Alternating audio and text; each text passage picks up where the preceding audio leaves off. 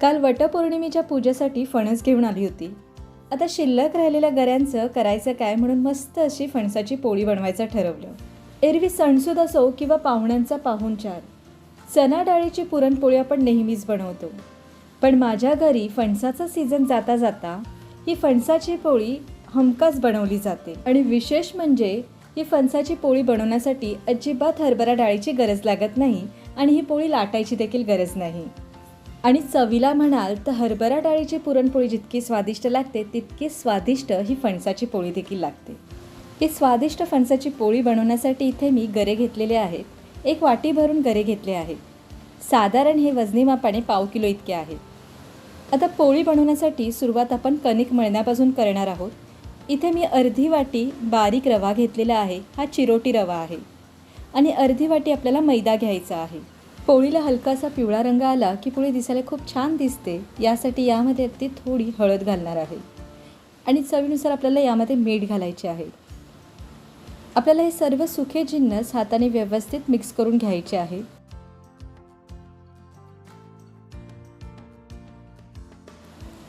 पीठ व्यवस्थित मिक्स करून झालं आहे. आता यामध्ये 2 चमचे तेल घालणार आहे. तेल आपल्याला रूम टेम्परेचरवरच घ्यायचं आहे. अजिबात यामध्ये आपल्याला कडकडीत गरम तेलाचं मोहन घालण्याची गरज नाही.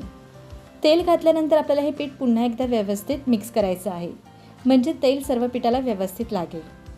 यानंतर आपल्याला यामध्ये पाणी घालून व्यवस्थित कणिक मळून घ्यायचं आहे. पाणी घालताना अगदी थोडं थोडं करून पाणी घालायचं आहे आणि छान सॉफ्ट अशी ही कणिक मळून घ्यायची आहे.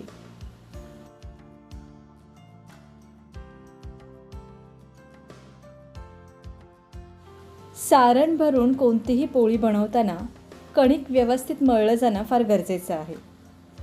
अधूनमधून थोडं तेल घालत हे कणिक मी अगदी मऊ लुसलुशीत मळून घेतलेलं आहे. पण सारण भरून पोळी बनवण्यासाठी पाहिजे तसं हे कणिक मळलं गेलं नाही, म्हणून हाताने छान दाब देत देत हे कणिक आणखी थोडा वेळ मी मळून घेणार आहे. हे बघा 7-8 मिनिट छान कणिक मळून झाल्यानंतर बोटाने ना असे हलके छिद्र करून घेत आहे आणि त्यामध्ये आपल्याला तेल सोडायचं आहे.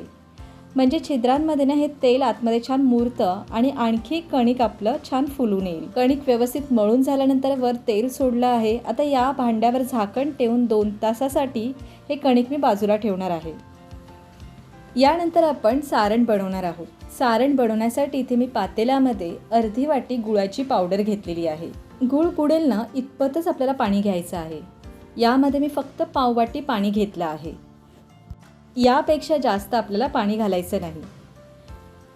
गूळ आपल्याला बारीक चिरून घ्यायचा आहे किंवा तुम्ही गुळाची पावडर घ्यायची आहे.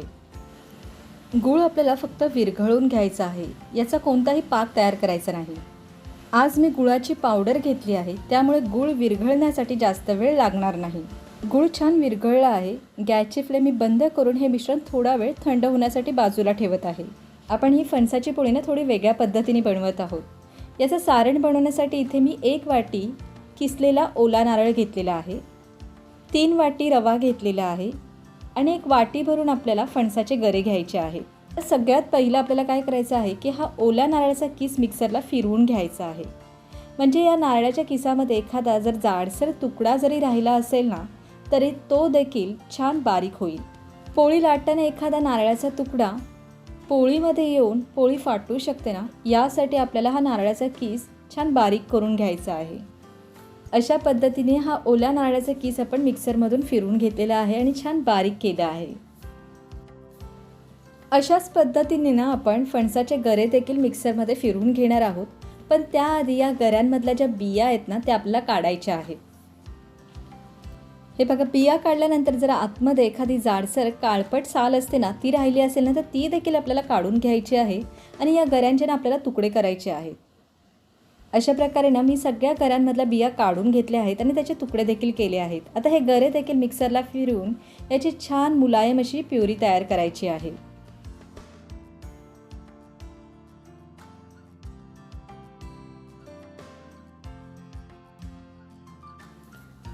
हे बघा, गऱ्यांची देखील छान मुलायम प्युरी तयार केली आहे. आता यानंतर आपल्याला रवा भाजून घ्यायचा आहे. इथे मी हा चिरोटी रवा घेतलेला आहे, पण तुम्ही कोणताही रवा घेऊ शकता. आणि रवा भाजताना तुम्ही इथे तुपाचा देखील वापर करू शकता. तूप न घालताच मी हा रवा छान भाजून घेणार आहे. रवाना आपल्याला फक्त 2 ते 3 मिनटं मंद आचेवर भाजून घ्यायचा आहे. रव्याचा हलकासा सुवास आला आणि रवा छान फुलला की लगेचच आपल्याला गॅसची फ्लेम बंद करायची आहे. हे बघा, रवा छान भाजला गेला आहे, छान हलका झालेला आहे. आता एका भांड्यामध्ये हा रवा मी काढून घेणार आहे. यानंतर मी याच कढईमध्ये आपण जे गुळाचं पाणी घेतलं आहे ते थंड झालेलं आहे. आपल्याला ते गाळून घ्यायचं आहे. गुळामध्ये जर कचरा असेल किंवा गुळाचे जाडसर कण राहिले असतील शिल्लक, तर ते काढता यावे यासाठी आपण हे पाणीनं गाळून घेतलेलं आहे. आता या गुळाच्या पाण्यामध्ये आपण मिक्सरला फिरवून घेतलेला ओला नारळाचा जो कीस आहे तो घालायचा आहे आणि या गुळाच्या पाण्यामध्ये हा कीस व्यवस्थित मिक्स करून घ्यायचा आहे.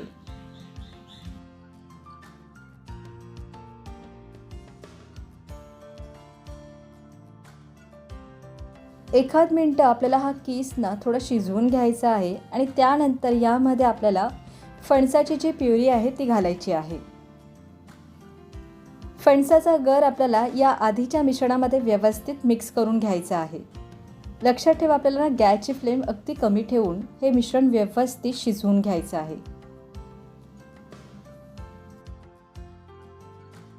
मिश्रणावर हलके असे बुडबुडे येऊ लागले की लगेचच यामध्ये आपल्याला भाजून घेतलेला जो रवा आहे तो घालायचा आहे. रवा आपल्याला सगळा एकदाच न घालता थोडा थोडा करून घालायचा आहे आणि रवा घातल्यानंतर लगेचच आपल्याला हे मिश्रण मिक्स करून घ्यायचे आहे. रव्याच्या बिलकुल गुठळ्या होता कामा नये यासाठी पटापट आपल्याला ही क्रिया करायची आहे. यामध्ये मी 3 चमचे इतका चिरोटी रवा घातलेला आहे. तुम्हाला हवा असल्यास तुम्ही जाडा रवा देखील घेऊ शकता. रवा घातल्यानंतर हे मिश्रण व्यवस्थित मी मिक्स करून घेतलेलं आहे. आता जोपर्यंत या मिश्रणाचा गोळा होत नाही तोपर्यंत आपल्याला हे मिश्रण गॅसवर मंद आचेवर शिजवून घ्यायचं आहे. 7 ते 8 मिनटं झालेली आहेत. तुम्ही आता हे मिश्रण बघू शकता. मगाच्या तुलनेने हे मिश्रण आता छान असं घट्ट झालेलं आहे आणि कढईच्या तळापासून हे मिश्रण छान सुटत आहे. मिश्रण तयार झाले आहे की नाही हे ओळखण्यासाठी उलातनं याच्यामध्ये मी रोवलं आहे, पण हे उलातनं खाली पडत आहे. याचा अर्थ अजूनही हे मिश्रण तयार झालं नाही. आणखी एक दुसरी पद्धत आहे ज्यामुळे तुमचे हे मिश्रण तयार झालं आहे की नाही हे ओळखू शकता.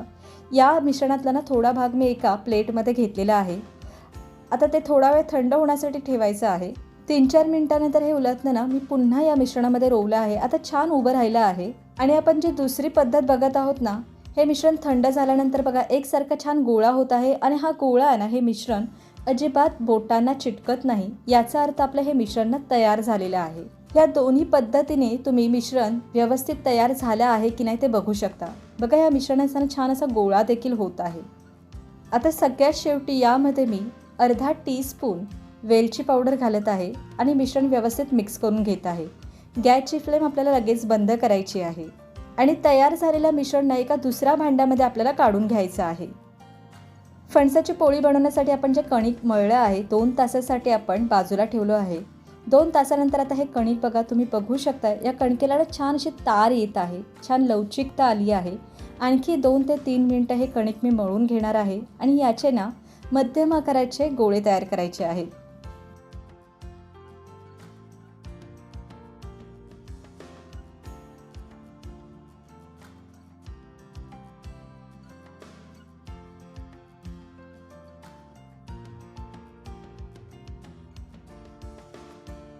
अशा पद्धतीने एकसारख्या आकाराचे हे कणकेचे गोळे तयार केलेले आहेत. आता हे सारण बघा, सारण देखील छान थंड झालेले आहे. सारणाचे देखील आपण गोळे बनवणार आहोत. अजिबात बघा सारण हाताला चिकटत नाही. याचा अर्थ अगदी परफेक्ट असं आपलं हे सारण तयार झालेलं आहे. आता मी जे प्रमाण घेतलेलं आहे त्या प्रमाणामध्ये आपले 6 पोळ्या तयार होणार आहेत. आपली ही फणसाची पोळी आहे आज आपण अजिबात लाटण्याचा वापर करणार नाही किंवा ही पोळी आपण लाटून बनवणार नाही. तर यासाठी काय करायचं आहे, तर आपल्याला केळीचं पान घ्यायचं आहे किंवा अशा पद्धतीने हा बटर पेपर मी इथे घेतलेला आहे किंवा जर तुमच्याकडे एखादी प्लास्टिकची शीट असेल तर त्यावर आपल्याला ही पोळी थापून घ्यायची आहे. इथे पोळी बनवण्यासाठी इथे मी बटर पेपर घेतलेला आहे. बटर पेपरला सुरुवातीला मी तेल लावून घेतलेलं आहे. त्यानंतर त्यावरनं आपल्याला पिठाचा एक गोळा घ्यायचा आहे, तो ठेवायचा आहे आणि बोटांना तेल लावून हा गोळा मी सरकवत त्याची पोळी तयार केली आहे. आता तयार झालेल्या पोळीवर आपल्याला आपण जे तयार केलेले सारण आहे ते ठेवायचं आहे आणि हा गोळा आपल्याला बंद करून घ्यायचा आहे.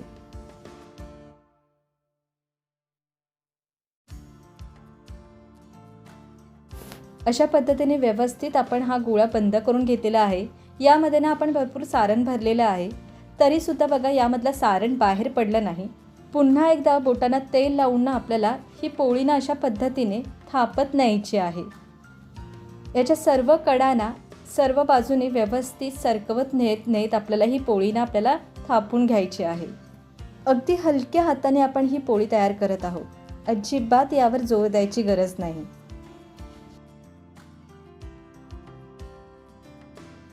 त्याने ही पोळी ना आपली छान थापून झालेली आहे। ह्या पोळ्या ना थोड्या मध्यम आकाराच्याच असतात, जास्त मोठ्या करायच्या नाहीत। पोळी थापत असतानाच ना मी गॅसवर तवा गरम करून घेतला आहे। तवा गरम करताना आपल्याला जास्त कडकडीत तवा गरम करून घ्यायचा नाही। मध्यम आचेवर हलका तवा गरम झाल्यानंतर बटर पेपर सहितच आपल्याला ही पोळी उचलून घ्यायची आहे आणि अलगदच तव्यावर ही पोळी सोडायची आहे। हळूहळू यावरचा आपल्याला बटर पेपर काढून घ्यायचा आहे आणि बाजूनी पोळीवर आपल्याला तूप सोडायचं आहे। तुम्ही तुपाऐवजी तेलाचा देखील वापर करू शकता, पण तुपामुळे ना पोळीचा स्वाद आणखी छान लागतो। जोपर्यंत पोळीची एक बाजू व्यवस्थित शेकली जात नाही ना, तोपर्यंत आपल्याला पोळीची दुसरी बाजू उलटून घ्यायची नाही। पोळीच्यावर हलके असे बुडबुडे दिसले की लगेचच आपल्याला पोळी फिरवून घ्यायची आहे। पोळी शेकवताना लगेच आपल्याला अलटपलट करायची नाही, व्यवस्थित आपल्याला पोळी शेकून घ्यायची आहे। दोन्ही बाजूनी पोळी व्यवस्थित शेकली गेली पाहिजे। पुन्हा एकदा दुसऱ्या बाजूने देखील मी तूप सोडलं आहे। पोळीच्या कडांना व्यवस्थित शेकल्या गेल्या पाहिजेत।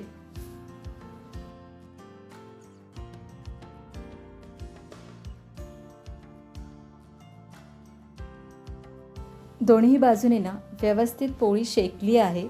आता तयार झालेली पोळी ना आपल्याला जाळीवर काढून घ्यायची आहे। बघा किती सुंदर ही पोळी दिसत आहे, अजिबात वाटत नाही की आपण बिना हरभरा डाळीची ही फणसाची पोळी बनवली आहे। अशाच पद्धतीने आणखी एक पोळी मी तुम्हाला बनवून दाखवते। बटर पेपरवर व्यवस्थित तेल पसरून घेतल्यानंतर आपल्याला यावर पिठाचा गोळा ठेवायचा आहे। बोटांना तेल लावून ना अशा पद्धतीने आपल्याला ना पीठ अगदी हलक्या बोटाने आपल्याला पुढे सरकवत घेऊन जायचं आहे आणि पोळी तयार करायची आहे। ही छोटी पोळी तयार झाली की यावर आपल्याला फणसाच्या सारणाचा गोळा ठेवायचा आहे। आता आपल्याला ह्या सर्व कडा आहेत ना वर उचलून घ्यायचा आहे आणि हा गोळा ना बंद करायचा आहे। कणिक अगदी व्यवस्थित मळलं असेल ना तर यामध्ये कितीही सारण भरा, यामधून ना बिलकुल सारण बाहेर येणार नाही, तुमची पोळी अजिबात फाटणार नाही। आता सारण भरल्यानंतर बघा हे सारण ना आपल्याला सर्व बाजूने व्यवस्थित पसरून घ्यायचं आहे। त्यानंतर पुन्हा एकदा बोटांना मी तेल लावून घेतलं आहे। हलक्या बोटाने असे ही पोळी ना पुढे सरकवत घेऊन जात आहे आणि आपल्याला ही पोळी ना व्यवस्थित एकसारख्या आकाराची थापून घ्यायची आहे। ही दुसरी पोळी देखील माझी व्यवस्थित थापून झालेली आहे। बघा एकसारख्या आकाराची, मध्यम जाडीची आणि मध्यम आकाराची ही छान अशी पोळी मी लाटून घेतली आहे। पण भरलेले सारण यामध्ये बघू शकता, अगदी टोकापर्यंत हे सारण सगळीकडे पसरलेलं आहे। गॅसची फ्लेम मध्यम आचेवर ठेवून तवा व्यवस्थित मी गरम करून घेतला आहे। आता अलगद यावर आपल्याला ही पोळी सोडायची आहे। पोळी तव्यावर टाकल्यानंतर आपल्याला हा बटर पेपरनं अलगद काढून घ्यायचा आहे आणि पोळीच्या बाजूने आपल्याला तूप सोडायचं आहे। दोन्ही बाजूनी पोळी व्यवस्थित शेकून घ्यायची आहे। तुम्ही या पोळीच्या वरच्या बाजूला बघा हलके असे बुडबुडे आले आहेत। आता पोळीची दुसरी बाजू आपण पलटून घेणार आहोत।